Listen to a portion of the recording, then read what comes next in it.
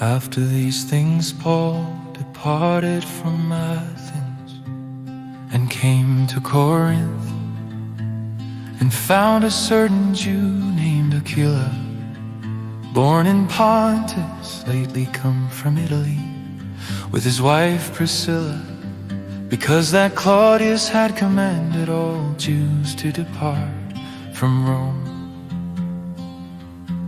He came unto them, because he was of the same craft, he abode with them and wrought. For by their occupation they were tent makers, and he reasoned in the synagogue every Sabbath, and persuaded the Jews and the Greeks. And when Silas and Timothy were come from Macedonia, Paul was pressed in the Spirit, and testified to the Jews that Jesus was Christ. They opposed themselves and blasphemed. He shook his raiment and said unto them, Your blood be upon your own heads. I am clean, from henceforth I will go unto the Gentiles. He departed thence and entered into a certain man's house, named Justus, one that worshipped God, whose house joined hard to the synagogue. And Crispus, the chief ruler of the synagogue, believed on the Lord with all his house.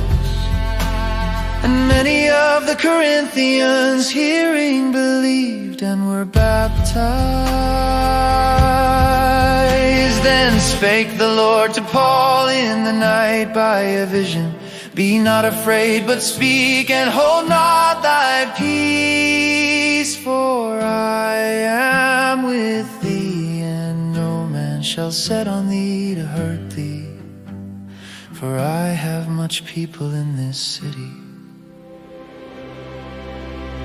And he continued there 1 year and 6 months, teaching the word of God among them.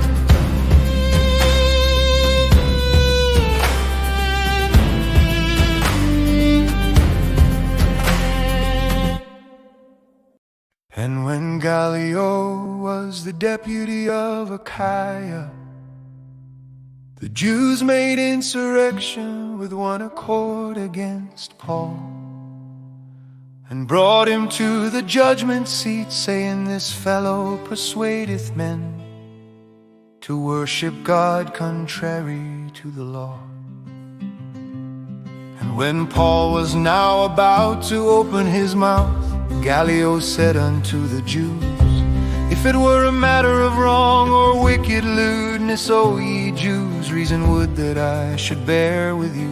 But if it be a question of words and names and of your law, look ye to it, for I will be no judge of such matters.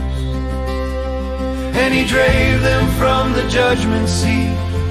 Then all the Greeks took Sosthenes, the chief ruler of the synagogue, and beat him before the judgment seat. And Gallio cared for none of those things, but Paul tarried there yet a good while, and sailed thence into Syria with Priscilla and Aquila, having shorn his head in Centuria, for he had a vow.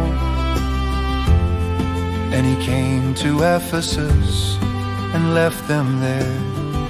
But he himself entered into the synagogue, and reasoned with the Jews when they desired him to tarry longer time with them. He consented not, but bade them farewell, saying, I must by all means keep this feast that cometh in Jerusalem, but I will return again unto you,